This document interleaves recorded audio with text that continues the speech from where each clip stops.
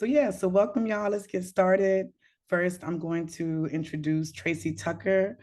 Tracy Tucker is the Executive Director of the National Juvenile Justice Network. The National Juvenile Justice Network, or NJJN, leads a membership community of 58 state-based organizations and numerous individuals across 42 states in Washington, D.C. We seek to shrink our youth justice systems and transform the remainder into systems that treat youth and families with dignity and humanity. Welcome, Tracy. You have 2 minutes. No, you have 5 minutes, excuse me. Go ahead. Thank you, Jade, and welcome everyone, and thank you for joining us have this conversation about what's happening in youth justice across the country. The National Juvenile Justice Network has been proud to partner the last few years with the Coalition for Juvenile Justice in facilitating Youth Justice Action Month, which occurs every October. There's an opportunity for us to raise awareness and, more importantly, to promote action for youth justice reform. We're also happy to have Administrator Liz Ryan with us today from the Office of Juvenile Justice and Delinquency Prevention as well. I'd also like to thank our members who are working so tirelessly on behalf of youth and families in their communities for joining us today to tell us about what's happening in their areas. And so, as Jade mentioned, National Juvenile Justice Network is an anti-racist movement building organization with members in 42 states, working to disrupt and dismantle harmful legal systems. And we work to build power in the youth justice system by providing technical assistance and research to our members, leading national campaigns, such as our campaign to raise the minimum age of prosecution across the country, by building leadership through our Youth Justice Leadership Institute and our work to amplify the voices of impact youth justice leaders, through our work convening the field to strategize and discuss what's occurring through our working group, our strategy calls, and our annual forum, and also through organizing narrative power, defend against the harmful messages about youth, especially youth of color, and more importantly, using our narrative work to amplify our vision of what justice truly looks like for all of our communities. And so just to offer a few thoughts about where we see this movement headed from our perspective, is we see a movement building that is unapologetically anti-racist in our analysis of the history of the youth legal system, its current harms, and the disproportionate targeting of Black and Brown youth. A movement that is healing-centered and divested from carceral approaches and invested in building communities with abundant resources. We see a movement unapologetically committed to not just breaking down what we deem harmful, but to building up what we believe to be transformative by ensuring youth have access to mentors, jobs, education, housing, transformative schools, and mental health access. All of the things that we know that youth and families need to thrive. We know that over the last few years, there's been a great deal of pushback and calls to roll back the progress that we've made. And we anticipate that this pushback will ramp up in 2024 with more tough on crime narratives and messages. And this is why we need all of you to help join us in making this movement even stronger.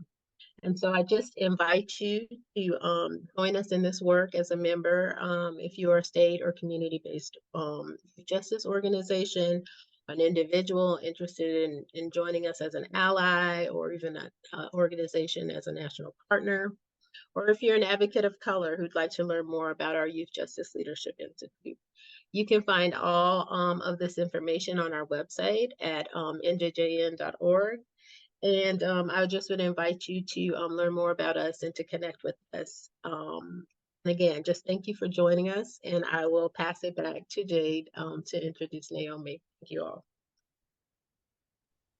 Thank you so much, Tracy.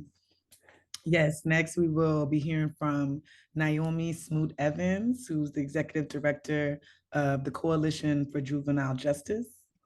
The Coalition for Juvenile Justice, or CJJ, is a nationwide coalition of state advisory groups and allies that are dedicated to preventing children and youth from becoming involved in the courts and upholding the highest standards of care when youth are charged with wrongdoing and enter the justice system. Welcome, Naomi. The floor is yours. Thanks, Jade. Thanks for having us here today. It's wonderful to get to partner with NJJN and OJJDP on Youth Justice Action Month this year. CJJ, as Jade just mentioned, is a national nonprofit. We're getting ready to celebrate our 40th anniversary this upcoming year. And it's been sort of wonderful to see over the past few years, right? Our membership grow and develop. When I first joined CJJ, I was told, don't call them advocates. They don't see themselves that way. And many of you now are on this call and very much see yourselves as advocates and recognize the important role that advocacy plays. And so that's wonderful to see, right? Youth Justice Action Month is a time for us to take action. We have talked for so long about the changes that we need to see made. And this month is really a call to action to embolden us and to give us the energy that's needed to carry forward throughout the year so that we can make those changes. I'm very hopeful that this month in particular, we'll see the introduction of a reauthorization of the Juvenile Justice and Delinquency Prevention Act, which is the primary federal legislation on youth justice in our country. Hopeful that that will be reintroduced and reauthorized to enable you all to continue carrying forward the great work that you're doing and to continue getting the support from the states that you all need to do that great work. We had the opportunity last year to work and develop in partnership with NJJN and share some policy recommendations with OJJDP. This year, we are hoping that states across the country will take a similar approach and have their own listening sessions. We just released a toolkit a couple weeks ago to help folks hold similar listening sessions across the country because CJJ and NJJN both believe that young folks are really central to this work, right? We cannot do this work without centering young people. And so I think my vision for this and CJJ's vision for youth justice is really to have young people at the center and driving this forward, because we can't continue down the path that we've been on. And Jade, I'm going to pass it back to you because my dog is trying really hard to be cooperative, but she does not want to be today. So I'm going to pass back to you. Thank you, Naomi. I definitely feel you. You might hear my old guy acting up a little bit here. But thank you so much for sharing. Next, we're going to hear from a federal perspective. Next up, we're going to hear from Administrative Liz Ryan with the Federal Office of Juvenile Justice Delinquency Prevention. Welcome, Liz. Thank you, Jade. Hi, everyone. My name is Liz Ryan, and I'm the administrator for the Office of Juvenile Justice and Delinquency Prevention, or OJJDP. We are a component of the Justice Office's Office of Justice programs. We were established almost 50 years ago under the Juvenile Justice and Delinquency Prevention Act, and we provide national leadership and resources, including funding, training, technical assistance, and support for research to states, territories, tribes, and communities to help prevent delinquency and improve juvenile justice systems. I am very excited to share this virtual space with our colleagues Tracy Tucker, Executive Director of NJJN, and Naomi Smoot, Executive Director of CJJ, and we are very proud to continue to partner with NJJN and CJJ to highlight Youth Justice Action Month. I'd also like to acknowledge all of the remarkable young leaders, activists, and advocates who joined today from across the nation. It is an incredible opportunity to share information and proclaim that justice is ours. This is our rallying cry to declare that justice belongs to young people, that it's not granted solely from the legal system or from political powers that are beyond us. Justice belongs to all of us who want fairness, equity, and accountability in the juvenile justice system. Several young people have told us about the dire need to address racial and ethnic disparities. We hear you loud and clear. OJJDP is committed to addressing racial and ethnic disparities in the juvenile justice system, as it is one of the most destructive forces confronting young people in the system today. We know that Black and brown young people receive disparate treatment at every stage in the justice system, and our research shows that in most cases, Black youth and youth of color are more likely than white youth to be arrested, referred to court, and placed in an out-of-home facility after being adjudicated for similar offenses. Addressing these issues begins first and foremost with a strong dedication to transparency. And at OJJDP, we are renewing our commitment by ensuring that racial and ethnic disparities national data on the OJJDP website is publicly available, and it's available at ojjdp.ojp.gov. We're also working with the National Center for Juvenile Justice to provide training and technical assistance to states on best practices for collecting data on racial and ethnic disparities. And we are reinstituting racial and ethnic disparity data collection from the states and territories as key system decision points. We support states as they develop strategies to improve their systems to significantly reduce racial and ethnic disparities. Our work must ensure that equity and fairness prevail above all else in the juvenile justice system. While OJJDP is focused on fairness in the juvenile justice system, our goal is to prevent young people from entering the system in the first place. Prevention is central to our work at OJJDP, and it's the reason we devote our single largest funding stream to mentoring programs aimed at keeping young people moving in the right direction. Studies show that mentoring improves academic performance and peer relationships while also reducing drug use and antisocial behavior. For the first time, OJJDP has expanded its mentoring programs to serve young people who are already involved in the justice system to help them stay in school and address any issues. We are also funding Second Chance Act reentry programs to close the revolving door that is channeling too many young people back into the system instead of giving them the opportunity to reclaim their lives. In a time when the world is facing unprecedented challenges, young people themselves are agents of change, and they are the embodiment of potential and our nation's frontline defense. We must lift up young people and empower them to create the change we need, safer communities that benefit everybody.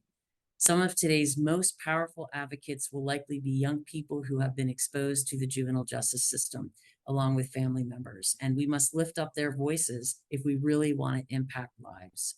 We can't allow the specific needs of children and families to be muted by more powerful voices of experts and decision makers. Our policymaking must continue to be based on relevant research studies, rigorous data, and scientific evidence to identify potential solutions. But our decisions must respect and be informed by those with lived experience. We have to all work together to create change. Finally, I want to end by sharing one of the most poignant and powerful statements that I took away from one of the listening sessions held last year. Had this to say as an important reminder to everyone: young people need to have their needs met. Many young people are involved in the system, but they need clothes, they need food, they need support. It's very simple, it's very self-evident, but it's something that we have often overlooked. So I look forward to listening and learning from each of you in today's panel discussion. Thank you so much for having OJJDP partner with you on this. Thank you, Liz. Okay, now we're going to transition a bit. We're going to transition a bit, y'all. We have a lot of folks here from across the country. Like I said, we're going to hear from youth justice organizers and advocates from these regions within the United States and the territories doing this powerful, critical work. So we're so excited to have you all. Thank you so much for joining us.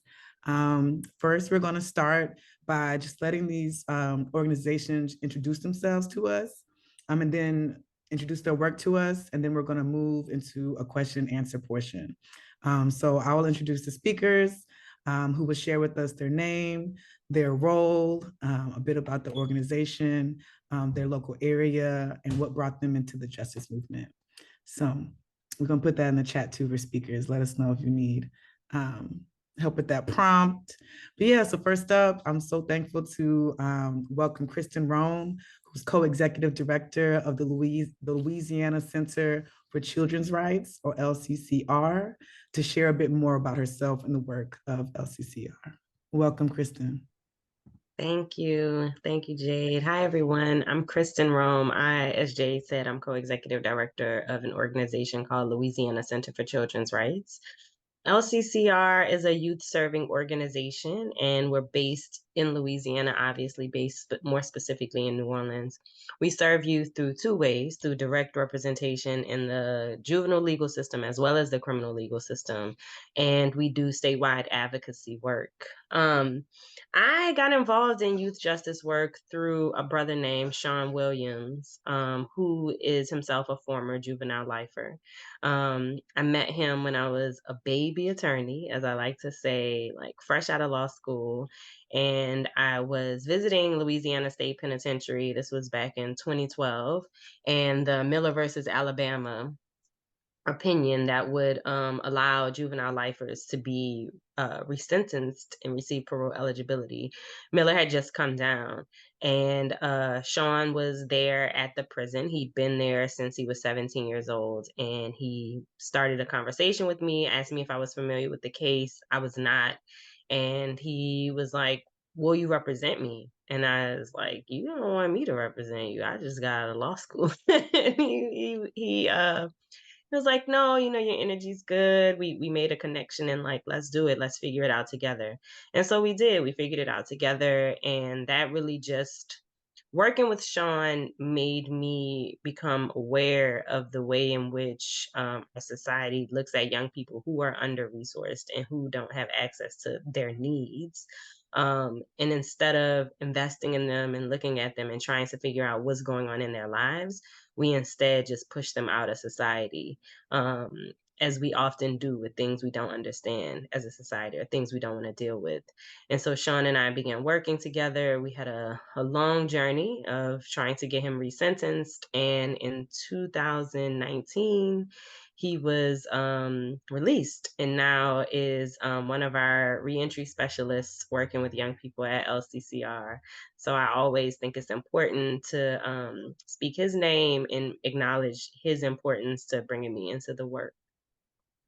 But I'm excited to be here and excited, looking forward to this conversation. Thank you so much, Kristen. Yeah, we definitely look forward to hearing more from LCCR, and you can make sure to follow them and their work on their socials and visit their website. So we put that information in the chat for y'all to make sure you stay plugged in. Next up, we have Timberland Sams, who is the Director of Programs at Family and Friends of Louisiana's Incarcerated Children, or FLIC for short. FLIC is a grassroots, statewide, membership-based, intergenerational organization working to transform the systems that put children at risk of prison. Through empowerment, leadership development, and training, they strive to keep children from going to prison and support those who have and their families. Their mission is to create a better life for all of Louisiana's youth, especially those involved in or targeted by the juvenile justice system. Welcome, Tim. I'm doing this right. Let's see. Am I on? Yeah, I'm on. Hey, I worked it. It was great. Even post-COVID, I still struggle with this Zoom dynamics. I'm a people's person. So good afternoon, everyone. I'm calling you and talking to you from New Orleans, Louisiana, where the flagship of Families and Friends Louisiana Incarcerated Children is housed. We are a statewide organization that is built and led by impacted families of children or themselves who have been incarcerated in the Louisiana prison system. My role, as being already been said, I am the Director of Programs. So basically, I just take the apples that are falling from the apple tree of FLIC and I make it into a good old pie or applesauce so that others can utilize the tools that we've learned and developed over the 21 years of history of FLIC. How I got into the justice system is really interesting because in Louisiana, I would say more than a third of the families that live in this state, if they've been here more than 3 generations, have been impacted by the incarceration system of some kind of way. I'm the child of an incarcerated person who was in and out of prison since I was 2 years old. He actually died in Angola. And I then took that information and became a school teacher. And I started learning how the school to prison pipeline was actually being built as a teacher firsthand. And that as much as in the classroom or in the society, we blame it on the students and their families. It's really a system issue. And so I wanted to be a part of changing the system. I thought I was doing that by being in the classroom. And then I learned how to be an advocate, and it was like red flags going all over me. And so I've been working in some form or frame of dismantling the school to prison pipeline since I was about 23 years old, whether it's in the classroom or in the community. And in my work with Flick was a happenstance. It didn't just happen. It was more so that the executive director and part of the founding community of Flick, Gina Womack, and I worked around community schools and the need for community schools after the charter school takeover in New Orleans. And that's how I got more familiar and aligned with who Flick was in a post-Katrina environment. I'm sure we'll have more to talk about, and you'll have more questions about my work, and what Flick is doing right now. But it's really a pleasure to be a part of the joy and justice of this community. Thank you. Yes, thank you, Tim, so much. Again, please be sure to follow the incredible work of Flick on their socials and visit their website. We'll be posting those links in the chat. And next up, we have Progeny. We're going to hear from some youth organizers and staff at the amazing Progeny, which is a youth-led organization coming out of the Midwest region. I went to KU, so I got some love for Kansas. So thankful that y'all are there, that y'all are here. Progeny is a youth and adult partnership focused on reimagining the juvenile justice system and reinvestment into community-based alternatives. Progeny is a program of Destination Innovation, Inc., aligning boldly resilient young people with the tools and mindset to move courageously with purpose and discipline, to activate underserved communities. Progeny's vision is to transform the juvenile justice system in Kansas by closing the remaining state youth prison and shifting power to the communities most impacted by these systems through investment in programs that build a healthier Kansas for youth development. So Desmond, please start us off, and then you can go ahead and pass to the other speakers. Everybody doing today? My name is Desmond Bryant. I am the leader and manager of Progeny. Like Jay said, she gave a description of who we are, but I think the most important aspect about Progeny is what we do. What's important about justice, youth justice, when thinking about YJAM, justice is, for me, collaboration. Just being able to collaborate with all of the other organizations across the country. Being from Kansas, we're an outlier to a lot of issues. We might as well be in Hawaii, it seems like, just being able to get our message across. But Progeny, we say that our story is bigger than the box that you try to put us in. So being able to network and meet different legislatures and really push our campaigns across the line is our goal. Right now, we're focused on eliminating fines and fees for youth in our community, closing down the last youth prison, as well as implementing restorative practices in our schools and partner organizations in our community. This year, we've been really busy. We've had an opportunity to consult with institutions like Columbia University, as well as been training public defenders with the Golf Foundation. We train legislatures at the national conference in New Mexico, Santa Fe, New Mexico, as well as joined the FJ team in Washington, D.C., and also met with Liz Ryan around with our debt-free justice fellows as well. We've been really busy, but I think the most important aspect is really hearing how that impacts our youth and how these opportunities have impacted their lives. So I'm going to share with our youth leaders, Nija Metcalf and Dante Bristow, and they'll be sharing their experiences. Hey everybody, my name is Dante Bristow. I'm a youth leader for Progeny. I hate when we go first because damn, tell it all, but I'm gonna give y'all some of the things we're doing this year. So like this year, I've actually got the chance to testify at the Capitol behind fines and fees. We're trying to eliminate those fines and fees. So we've been doing a lot of work. religions all across the world, you know, like Mexico, DC, California. We've been a lot of places. I feel like we got the solution, but the problem is the problem.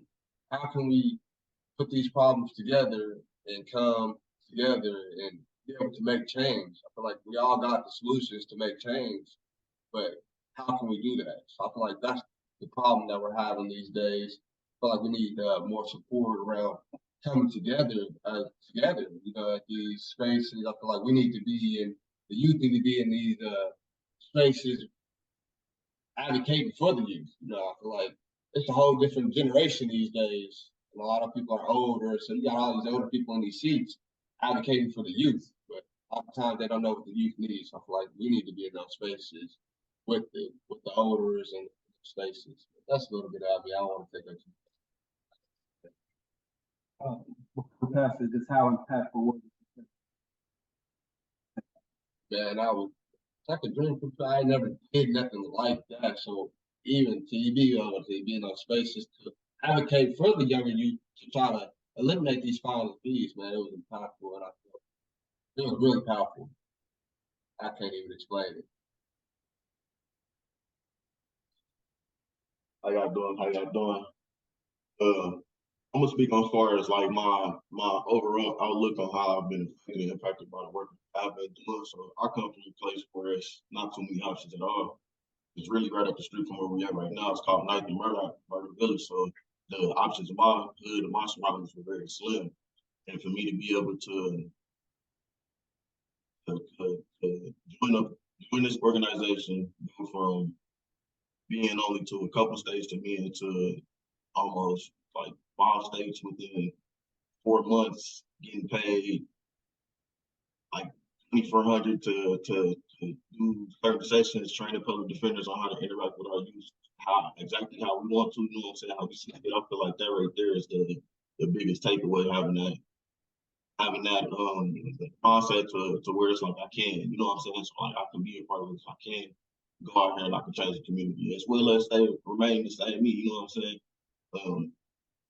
The trips as far as like I've been with Prodigy for a minute, so honestly I've been a lot of places from Chicago all over to Baltimore, Washington, a lot. And then we're gonna still keep going, but from each state you kind of get a sense of okay, we are facing the same things as well as we facing like you can see other individuals who are working towards the same goals as you. So it kind of give you an extra little boost, you know what I'm saying, to your rocket power ship situation, you know, you keep on moving.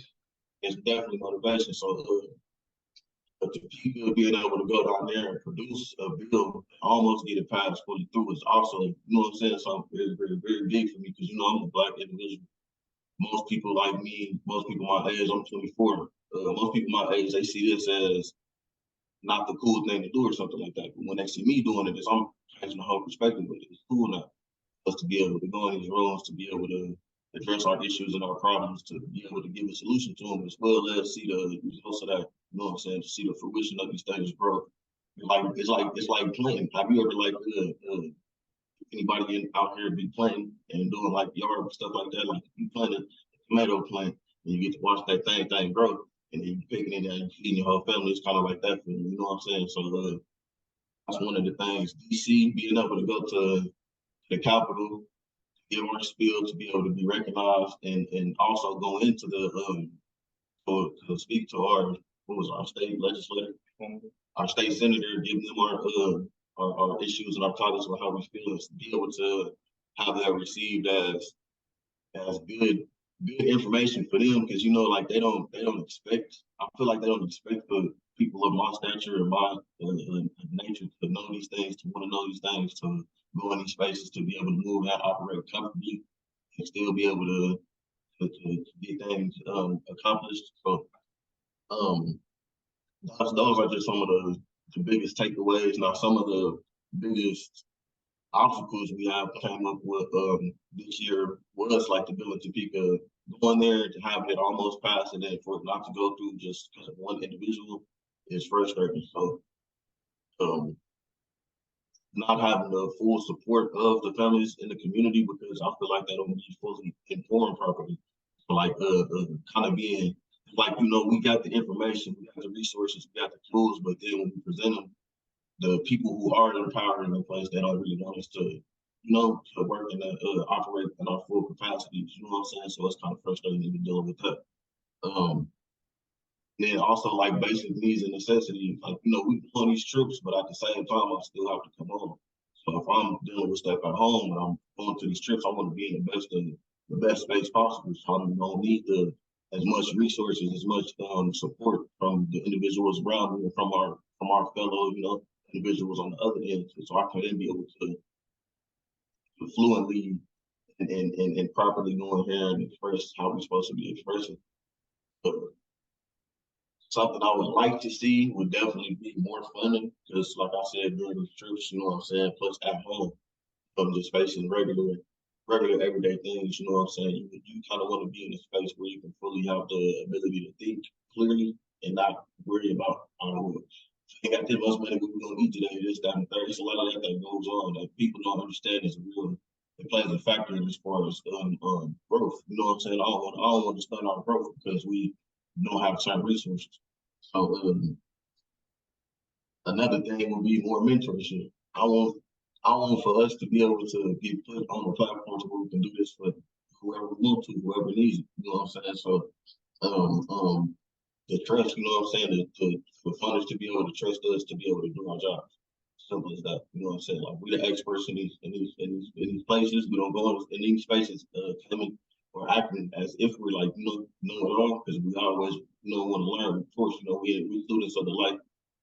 I call it student of the game, because, you know, life is a game that teaches you. So either you can learn from it or you can let it play you. So what I want to definitely see is more leadership development. So like Liz kind of spoke on earlier, we went through a program in Chicago where it gave us proper leadership development. We kind of learned how to we became certified organizers for our community. So I want to see more of that, but I want to see more people of my stature, as well as Black and brown communities, have that ability to come to those spaces and get those jobs that are available. Thank you, Nigel. I'm a pause you there because right there. That's cool. All right. Yeah, I was just no, I appreciate y'all though. We're gonna hear more from y'all in the Q&A. You know, I love the analogy to planting. You know, nourish the seeds, nourish the roots, the whole community can eat. So yeah, looking forward to hearing more. We're gonna ask Progeny some questions after too as well. So but thank you so much. Thank you.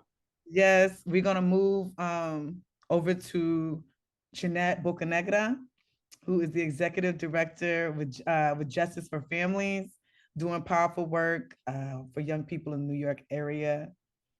Justice for Families is a national network of family leaders impacted by the justice system, working to end mass criminalization, particularly of youth and in communities of color. J4F is the only national juvenile justice reform organization that is founded and run by families who have been directly impacted by the juvenile justice system. They are working to advance systemic policy and practice change while also building a base of those directly impacted so that they can individually help other families and collectively sustain the reforms needed at both the national and local levels. So welcome, Jeanette.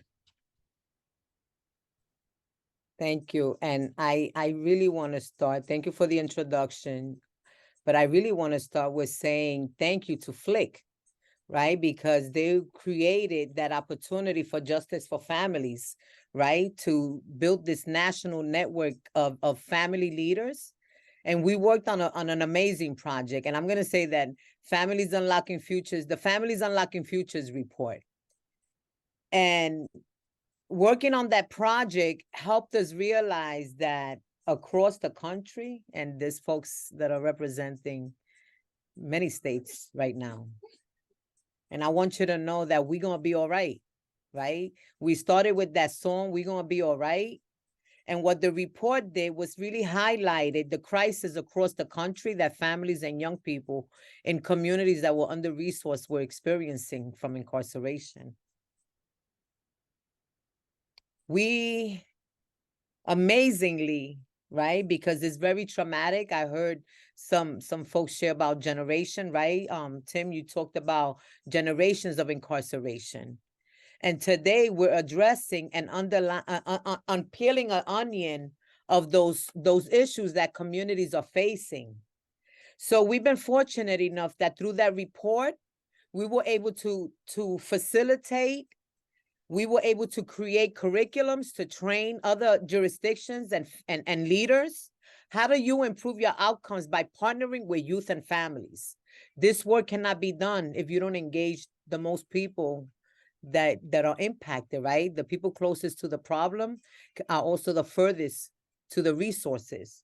So Justice for Families, our missions are to transform the juvenile justice system, right, through policies, change those policies that have been harming us, right, that our communities don't really understand, right? We don't really understand these policies, these laws, whether they federal, they local, they state, that have been impacting our families.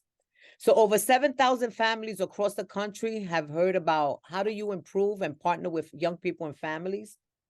We've trained over 300 parents, community leaders, right, on our family leadership team, giving them those strong resources and skills so that they can help change some of those policies that are impacting us.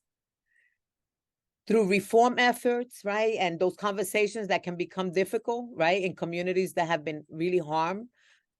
We're not being fair when it comes to racial and ethnic disparities.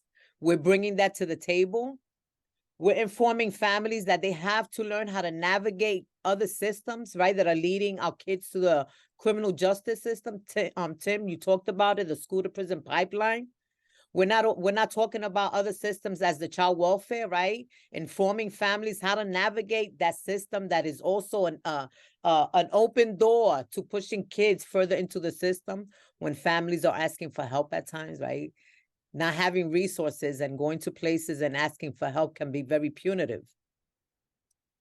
We've helped families, Dante, your group share about that peer support, giving families the peer support that they need so that they can help strengthen and provide that continuum of care that we're looking to establish in communities that are under-resourced. So our two main goals are really to partner, right, with not the traditional folks, right, but how do we partner with systems and grassroots organizations so that we can build the capacity of the community to give that continuum of work? Incarceration has harmed our communities for far too long, right? If we look at some of the data that even other folks, Vera Institute, the Annie Casey Foundation, that have demonstrated that incarceration has destroyed and not provide our young people that opportunity to thrive. Justice is ours, right? That's the topic of the conversation. How do we open opportunities for our young people to thrive, right? Beyond those traditional systems that we look at. When families are asking for help, we look at systems to penalize not being a good parent, right? So we remove kids from homes. Now we also look at the juvenile justice system that says, I'm going to do a better job at raising your kid because your kid is making mistakes. And I think that also addressing the adolescent brain development, right? Talking about there's so much, right, that communities can do in partnership with other system leaders and advocates, but we're not tapping into the community, right? We're not tapping into the folks that are closest to the problem. We do have answers, right? We do have solutions, but what we have to do is remove those barriers and be transparent on how we're delivering these resources to families and young people. Our young people are talented. Our young people are gifted. Our young people are beautiful. But we penalizing them for making bad choices during those adolescent years, right? That we all know that we all make mistakes. And when we don't have a continuum of care, a circle of influence, right, in our communities, because everything that we wanna demonstrate is that system can do a better job. Well, when I learned that in New York, we were wasting, this is in 2010 when I got involved. I got involved because of my youngest of 6, right? And I knew that if it's not good for my child, it's not good for my neighbor's child. It's not good for any other child. I realized that we were spending or wasting almost $300,000 per kid to incarcerate one of our young, talented, gifted young people versus less than 3,000 to educate our gifted young people in a public school. Right? We could talk about charter school, but charter schools as well, but this is not the time right now. And today it's costing us almost $800,000, right? So how do we educate our communities, right, about incarceration and that they don't have all the answers? We need to strengthen our communities so that we are able to determine how and what kind of punishment our kids deserve because of a bad choice, right? We can talk about how the school has disrupted their education from suspension to detention to incarceration. So I'm here because it's not good enough, right? These systems are not good enough for our kids. I'm here because the system has disrupted their education and the opportunity for them to thrive and be successful. I'm here because our communities has lost so much beauty and talent, right? Due to incarceration, due to child welfare, due to mental health, due to bad housing issues. I mean, we can go on and go on, but Justice for Families is here to develop the leadership skills of families, to provide peer navigators so that we can fight and tackle all these other systems that have harmed us, and to be transparent, right, about how these fundings are not following young people in their communities. And that if there's organizations that are doing amazing work, share your best practices, right, with others, right? Share the opportunity that we can all, right? Every young person deserves that opportunity. So I'm here because the song said we're going to be all right. And I want to confirm that. And I don't know if you said show something, say something. I cross it like my heart, but in the Bronx, that our families are going to be okay, that we will build a continuum of care to address all these underlying issues, and that we shouldn't blame parents, right? I thought I was a horrible parent, and my older kids had to say, Mommy, look at us. We didn't go through that system. So I'm here to partner, to learn, and to share what are some of the best practices to break those barriers that have been harming us so much. I didn't look at the time, but I know you said 2 minutes, and I'm scared that I might get muted, but I'm going to mute myself. I would never mute you. No, we're a little bit ahead of time. So thank you so much. Thank you. Yes, Jeanette, truly takes a village. Looking forward to continuing to hear more about J4F and the work that y'all are doing, the powerful work y'all are doing in the Bronx and the New York area. We're gonna go all the way back over to the West Coast to hear from just our last organization until we move into Q&A. So we're going to talk to the Youth Justice Coalition, organization that's very close to my heart. YJC is building an abolitionist youth, family, and incarcerated people's movement to end mass incarceration, deportation, and police terror. The YJC, the Youth Justice Coalition, is working to build a youth, family, and currently incarcerated people's movement to challenge America's addiction to incarceration and race, gender, and class discrimination in LA counties and California's national juvenile and criminal and justice systems. So we have Justin, Lupita, and Jazara speaking from the YJC. Y'all go ahead and take it away. Yeah, thank you so much, Jade. And hey, everyone. My name is Lupita with the Youth Justice Coalition. Currently, my title is the Free LA High School Organizing Coordinator. And here at the YJC, I've actually want to say I'm a product of YJC. I came into their high school. That's something that lots of times when we present ourselves, we forget. We are connected with Youth Build Charter School, and we have a high school where I now teach the political education. I also run the women's circle there. We every Friday we have a very unique schedule. We break off into morning circles where we just chime in with the young people and want to know how they're doing. Then we break off into gender circles, and then we have our political education class. I just want to say, like, this space has been it for me.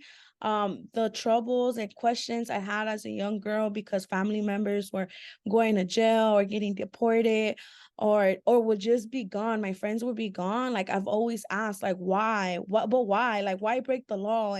And how do we go around it? And there's no way around it because you broke the law, and realizing that majority of the people that growing up that I know were committing survival crimes. So when I've learned that, and I learned the difference between crimes and survival crimes and all this different stuff, it's like, whoa, like, we are not the problem is them, right? So how do I voice my voice, and everybody that I know that has been been part of this injustice system, speak back upon them, right? So now I've also been part of YJC for the past 7 years, and I've been part of the creation of the Los Angeles first Department of Youth Development, and we'll go more deep into it later. But yeah, and I'll pass it on to my team because I could talk about me and the work all day, so I'll pass it on.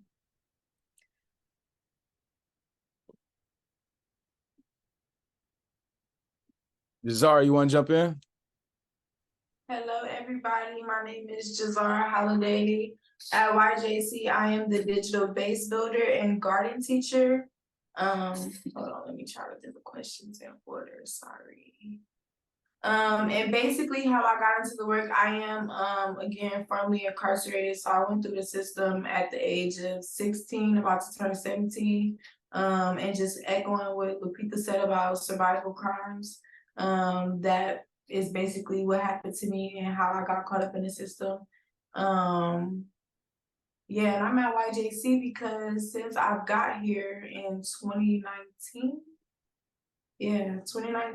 I found everything that like I needed here, like counseling, like everything. I have a lot of trauma from like my childhood. My mother, she's always struggled with alcohol addiction, stuff like that. Right now, my brother's currently schizophrenic, so it's like as I've gotten older, like stuff has changed, stuff has gotten better, stuff has gotten worse, and YJC has like always been here. And then also me showing the same type of love and care that I receive from them back to my young people. Yeah, and I will pass it to Justin.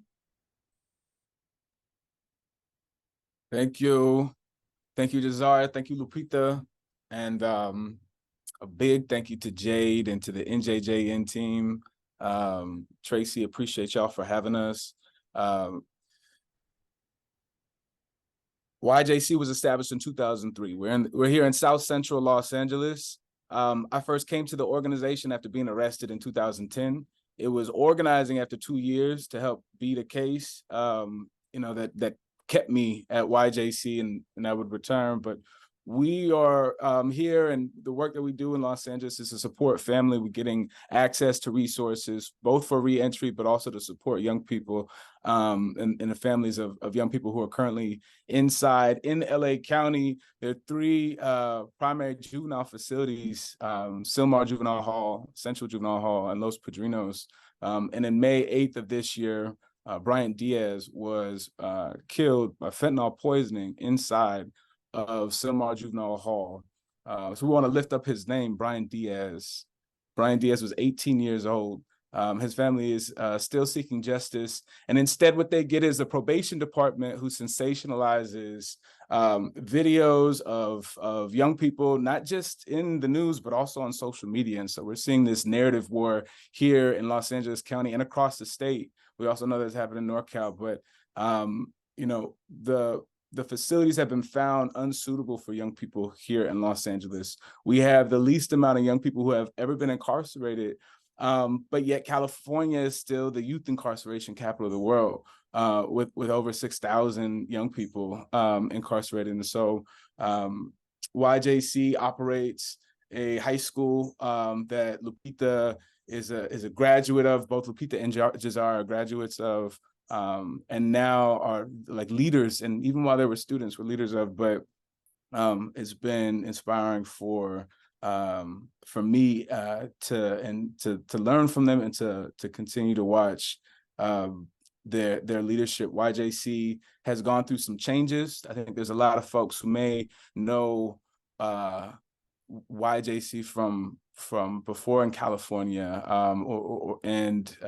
that we are in a new chapter that we're excited to bring. We talk about YJC 3.0, and like Lupita said, we could talk about this all day. So we'll pause here and get into some more of the I guess landscape analysis of some of our campaigns later.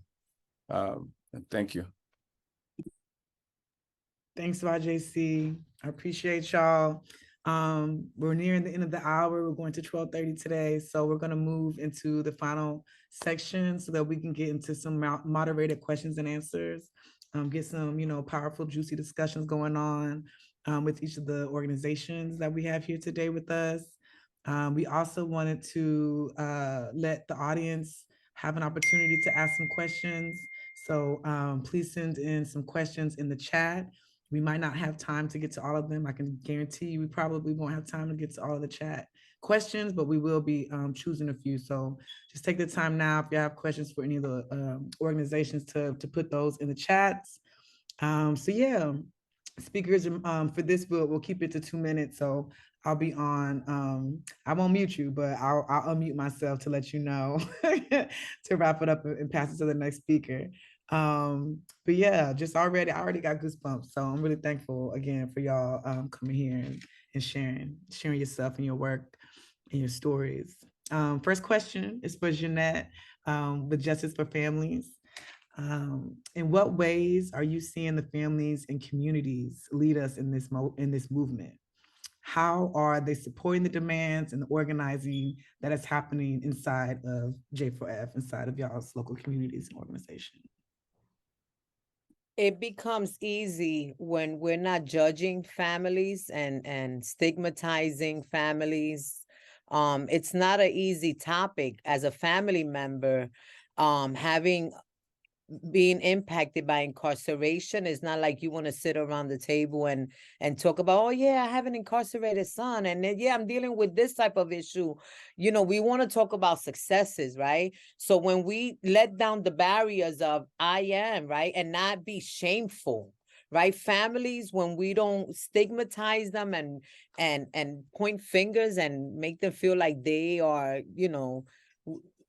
we felt the pressure, right? We felt the pressure. It's been conditioning us that we're horrible parents. And this is why our kids are going through the system. And once we pass and cross those barriers, we give them the support that they need and that peer support, and look at what are the skills, because everyone plays an important role in this work, right? Whether it's making a phone call or going to a legislative meeting, creating a flyer, right? Creating a meal, making everyone just as important as part of a team when we move forward, right? And when we let those guards down of building that self-esteem, that you're not alone, right? We say to parents, you got power, you got power. If you get involved, you got power. No, we don't have power. We have influence. And as we're looking at even technology, right? We got a lot of YouTube influencers. We got TikTok influencers.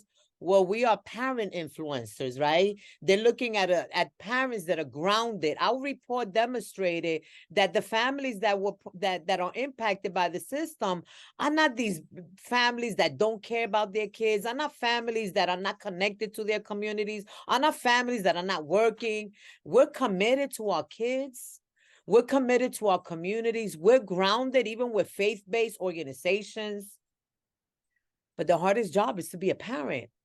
And when we don't have those resources, it becomes very difficult. I have 6 children, or they're young adults. They're adults, grown adults. But I'm glad that I had a circle around me that helped me raise my children, my community. I had a community that knew my son before he knew himself. And this is the youngest one who went through the system. That when he came home, he came so broken that I had to also even continue teaching communities. How do we engage our loved ones that come back so broken? right? So it's giving tools, providing support, providing mentoring, even introducing them like to amazing folks like many of you that are here that are doing legislative work and that behind the scene political work. We're not, sometimes in our community, we think that the council member or the assemblyman that give us a turkey once a year resolves all the issues. No, that no longer is working for our families. So how do we also, right, we're resilient because we've dealt with generational trauma, but how do we now transfer these tools that families need so that we also provide that professional tool and tip? Because we're all professionals, we provide professional development, right? So how do we use the different tools? No longer we only need that one hammer to build a home. The hammer became a sledgehammer, ripping us all apart. But how do we put all the tools that we need together to build a home, to build the community that we all need, because we want us to live in safe communities. And I'm not just saying that, it's easy because I have a command truck, a police command truck across the street from where I live, across the street from where I work, right? So we know that these issues are happening from state to state. There is, a lot of trauma being unveiled now. COVID highlighted, right, the disparities across every system. We saw solutions, right? Everything decisions that were made were not through a policy, were through discretionary decisions. Right? We're going to send this person home if they deserve to go home. We're going to provide tablets for schools because virtually now they home. There were so many discretionary decisions being made, right? No one looked at a policy, but now, we're taking away resources and expect better outcomes. So I'm pushing myself even more now because I know our families are going to be all right.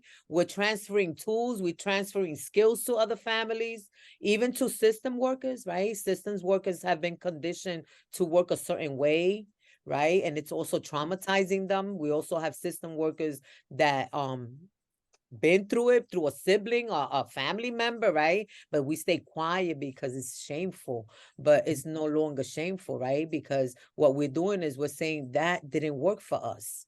That recipe was not good. It was toxic, right? So we also talk about wellness and the health disparities.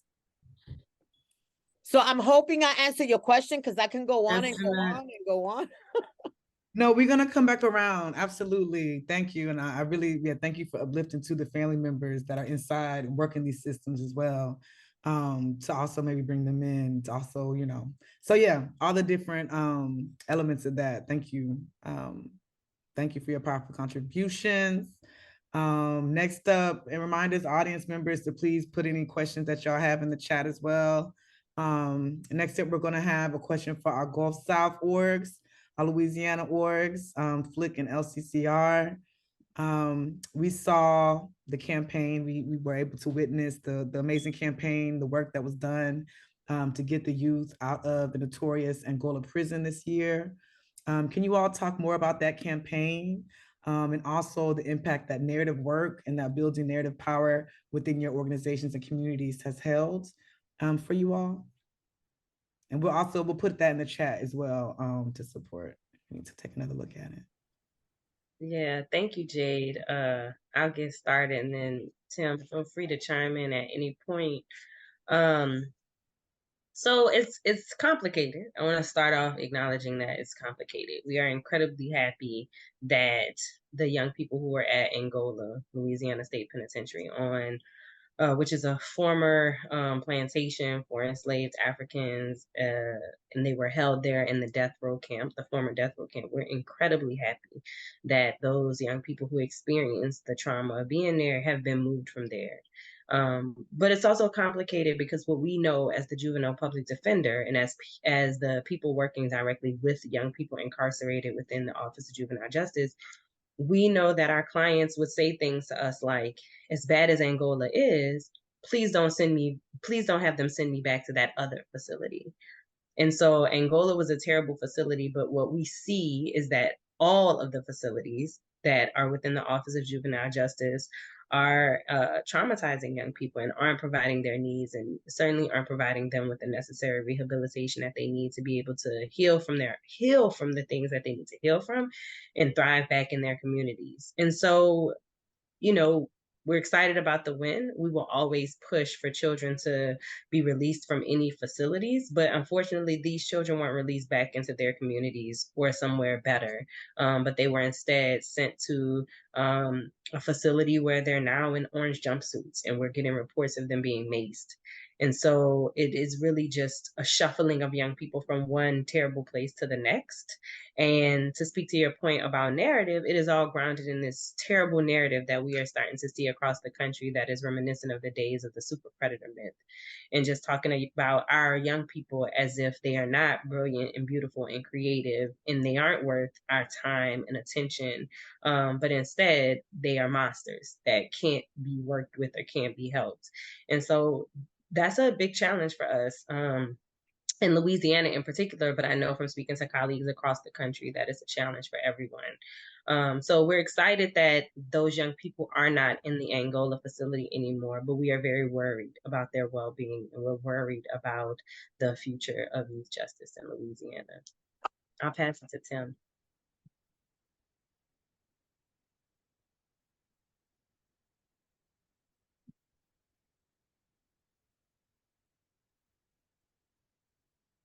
I think we might have lost Tim. Well, I will say, if I got a little more time, I know part of what Tim and I spoke, and you know, we speak pretty frequently because Flick is a partner of LCCR's. But one thing that I know Tim wanted to share is that on the heels of the young people being moved from Angola, there was news reported by the Office of Juvenile Justice that they are building yet another youth prison in Louisiana. And if I'm not mistaken, this facility will have 79 beds. And so instead of looking at what happened at Angola and coming up with alternatives for young people, alternatives to detention, alternatives to incarceration, and investing in these young people's well-being, because we recognize that these most vulnerable young people are the ones who don't have their needs being met, our state has decided instead to invest in more prisons. And the really unfortunate thing, LCCR released an education report about a year ago, a little over a year ago, that showed the abysmal failures, the educational failures within the Office of Juvenile Justice. And essentially that the young people that are in the youth prisons in Louisiana are not receiving education. They're not receiving education that is with their grade level, and many times aren't even attending school. And in terms of quote unquote rehabilitation, that's kind of the cornerstone of getting a young person where they need, making sure that they're educated. Also worth noting, because you know, Mama Jeanette mentioned earlier about how hard parenting is. The reason in Louisiana, the only reason to incarcerate a child is to rehabilitate them. And it is essentially, the law says that because they're being taken from their parents, the state is not responsible for them, just as a parent would be responsible for them. And it's always interesting to me to note that if a parent wasn't ensuring that their child was going to school or getting the education that they need, that parent would lose their child, and then themselves might even be subjected to certain criminal charges or consequences. And so it's always interesting to think about the ways in which our state escapes responsibility for the young people that they claim to care so much about.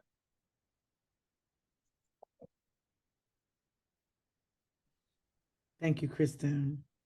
Appreciate you. We'll keep an eye out for Tim to see if she's able to hop back on. And Jeanette, I'm here. Okay, bless. Tim, would you like to speak? There I you don't know what we are. jumped off. Look, I don't know what we left off. I said I'm a spiritual person for all of those who are listening. And so I believe we are wrestling not against flesh and blood, but in principalities in high places, because this computer was charged up. I know it was. And so it just popped off some kind of way. But thank you. I don't know what we really left off, but one of the I would like to, respond to the original question on like how the campaign is moving. As Kristen what I did hear that Kristen had talked about the judge bringing the judgment that what was being done to our young people was unlawful and had them removed from Angola, but they then had sent them to Jackson. And I think that one of the things that if we're learning anything from this campaign, is the need for the collective power of parents' voices, right? To be at the table and to be vigilant about knowing what's best for their children, and for community to hold them close and let them know that we too stand in alliance with those families.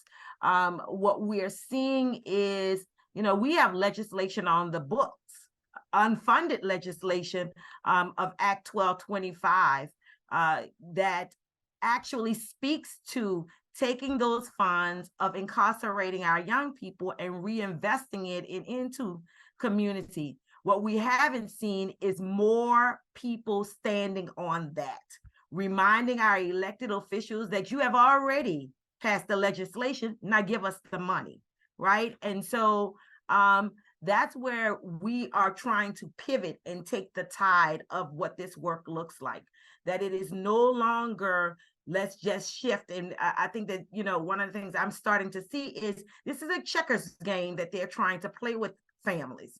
Like, we're going to move it here, we're going to move it there. When we want a chess game, we're about strategy. We're about changing generations. We're about breaking tides and trauma in our young people. And we know how to hold them close.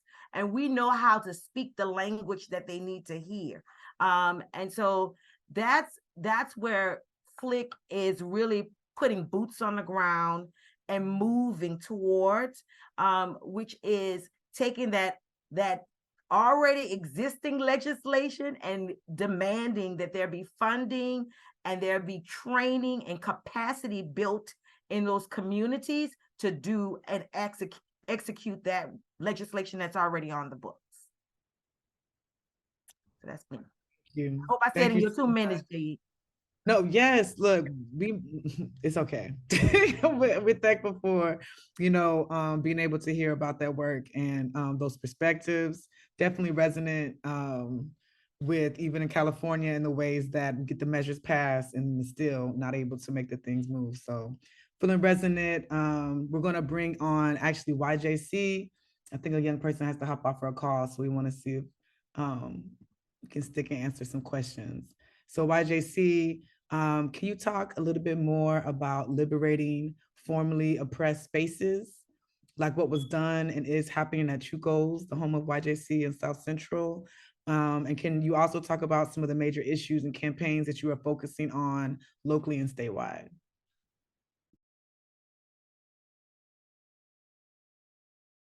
Thank you, Jay. Lupita, I saw you come on. And Jazar, I know you have to hop, but thank you and welcome and hello again, folks. So our current community center is Chuco's Justice Center. We're located in South Central. We have and it was served previously as a juvenile detention center called Kenyan Juvenile Detention Center. YJC, along with other organizations, had worked to shut it down in 2013. And in 2019, we got gentrified out of our West Side location. And we claimed this as our community center and have since transformed courtrooms into classrooms and the jail cells. And so actually what's serving now is like a fitness center, but has also served as a art exhibition, as well as in terms of transformations. I wanted Jazar also to invite you to speak a little bit more about some of the transformations that you've been a part of related to Chuco's Justice Center. And then Lupita, if you can speak to also some of the campaign work. Hello, everybody. It's me again. So yeah, like I said, I got here in 2019, so that's when the space first moved here. So I guess everything was like newly fresh. We was like kind of growing and get to know each other. And my teacher name was Mr. Mr. Belton. He was my history teacher, and he also taught garden. So when we would come in the morning, I think we had garden in the morning. We would be trying all these weird fruits and stuff that I've never seen before. We used to have a gate in the back that has like the little barbed wire around it, and we used to hang the seedlings on there and just watch them grow in the gate, and then we would plant them into the little couple of raised beds we had. When I first got here, the garden was a work in progress. Still is a work in progress. Everything's a work in progress. Looks a mess right now. But when Mr. B passed away, COVID, in an accident, and that was the year I graduated, 2021. He always, it is very important to invest in young people, their emotions, what they've been through, because that's what he did for me, and it made me open to so much more than I was when I initially got here. When I got here, I wasn't like open to the work, or like I didn't care enough about myself or what was going on around me to even get to want to know or understand what YJC was providing for the youth. And me going to court, going back and forth to court and stuff like that, that was what I needed. So Mr. V, by getting to know me personally and my traumas and what I was going through, pushed me into the advocacy work of us getting me off probation. And then from there, it went from, you know, me being an advocate for everybody else coming up behind me, all my friends who are committing struggle crimes and stuff like this, because I know what it's like. I've been in this environment all my life. So Mr. D really showed me something different. Gardening was never my plans. I would have never seen this in a million years, but it has become my another form of therapy. And that's what it is to my students too. So like I said, it started off small. Mr. V passed away. I didn't know nothing about nothing. I was killing plants. They was alive one day. They was dead another day. I just kept going. Erica, she's from IPR Art. She's with another organization in our building. She used to be a Logos as well. She took me under her wing, and she taught me all the gardening stuff. She now currently works with LA Compost, and I'll do a little dibble dabble with them too. Just, you know, making sure that I know everything. And so now we have a worm bin. We've done hydroponics. We've sold at farmers market. My students know what it's like to, you know, like have a what's it called, like a logo for your brand and stuff like that. In my future, I really hope to get us a lot. I've been trying to do this on and off. I did lose hope a little while ago, I'm not gonna lie, but it's something that sparked back in me this year. I honestly wanted to move the garden to the rooftop, have a rooftop garden type thing going on, but our building won't hold all that weight. So I do want to get a garden lot to, number one, plant trees in the ground and employ our students. So yeah, it's been a long road, but it's been a good one. It's been a good one. Thank you, Josiah. Lupita, you want to jump in?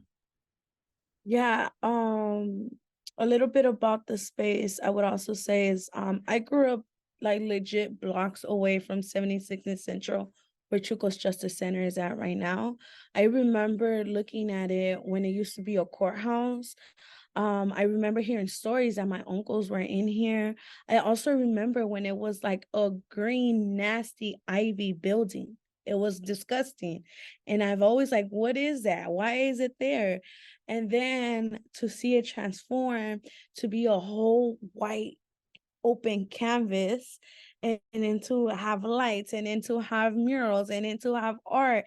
And then like we just became this super awesome community center down the street from a law enforcement community center. So I think it's so awesome, right? And we still have so much to go, right? Like there's a probation office across the street. We'd love for us to turn that into a gardening lot, right? It's down the street. But one of our campaigns, and I really want to highlight one of our major campaigns, what made me very interested in YJC and becoming an organizer, it's our 5% campaign. And our 5% campaign was built off of making sure that 5% of law enforcement's budget entities goes to community, meaning so we can have community centers, youth jobs, peace builders, bus passes for children K through 12, right? And like it all became as a vision. It became as us talking about it. I remember I was one of the very few young people talking about defunding the police. I remember we weren't invited in a lot of spaces because of our politics, right? And then years later, there's a creation of the youth development department.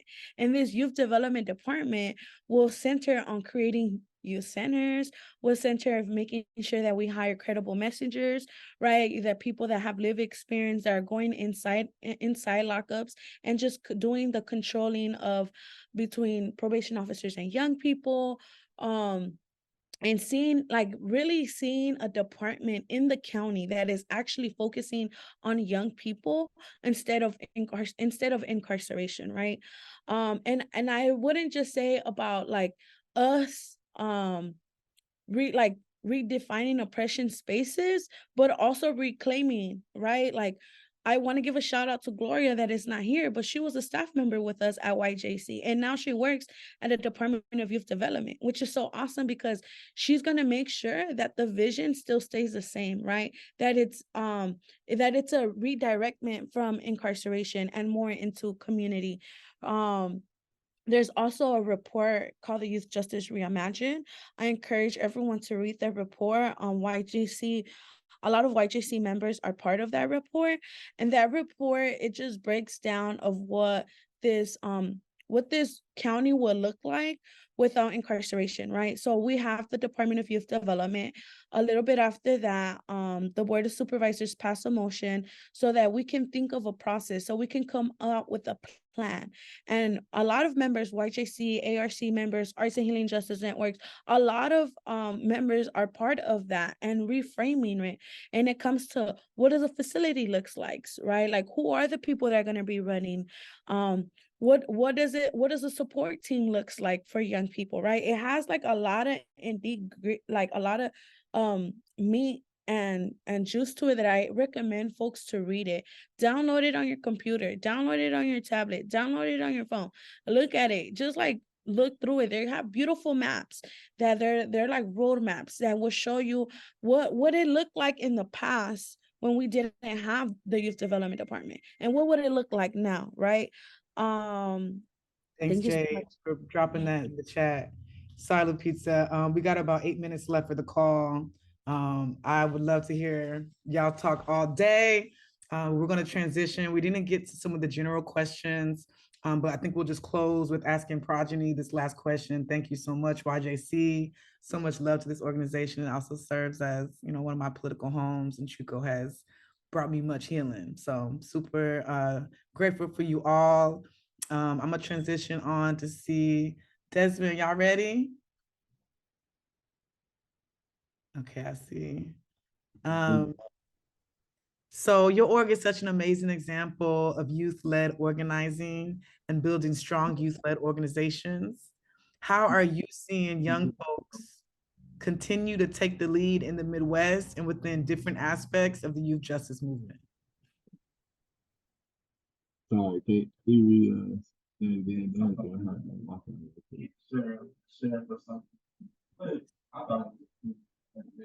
hear me?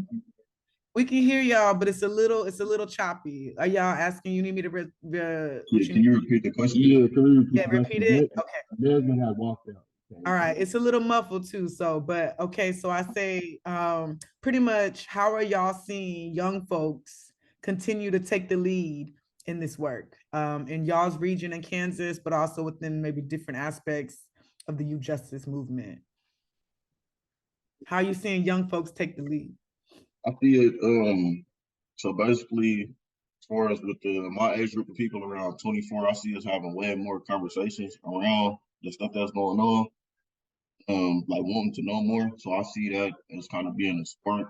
And then you got like individuals like myself and Dante who are already in certain spaces to be a part of that. Also, in middle schools, we've been going to inform the kids as well as like, have we been in the middle schools yet? Yeah. So yeah, the middle schools and the high schools, we've been going to inform them about the topics and the situations that's been going on. So I feel like ultimately, I feel like they have the spark, they have the idea, want to. I think they just need to take the initiative They really do need to understand that the resources are here for them. You know what I'm saying? So I feel like the stuff that we're doing right now is going to kind of give them that extra edge to be able to walk into those spaces like, hey, I want to be a part of this. So that's just from my perspective. You want to add something on there?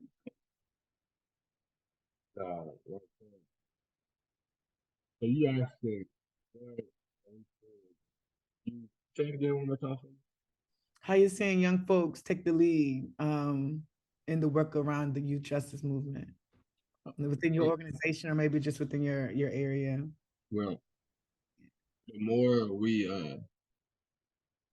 give the youth the language, the more involved they are in coming, the more understanding that what's going around them, the more we talk to them about languages, like how to speak legislators' languages and legislators speak our language, the more we come together and talk to one another, the more the youth are learning more about things that's going around. And they coming more to us. Actually, like we held a couple sessions where it was one of them was like a youth session and the other one would be an adult session. We did 4 of those. I noticed like in the youth session, it was like afterwards, it was the afterwards, you know, so afterwards, a couple of those youth, they showed up and they applied to be a part of Project. Adults, on the other hand, I don't really, like, you know, we had follow-up, it was good, but I feel like it could have been more, you know what I'm saying? Like the youth kind of wanted, they felt like they was, from the look of it, it's like they wanted to be a part of it a little bit more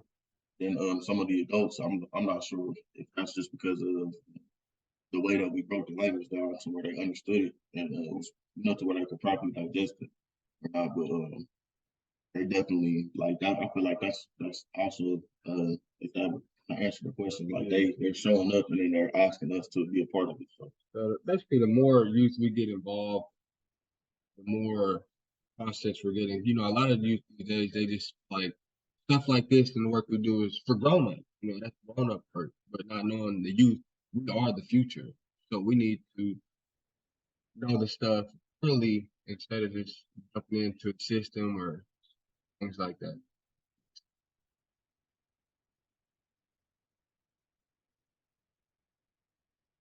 I'm on mute.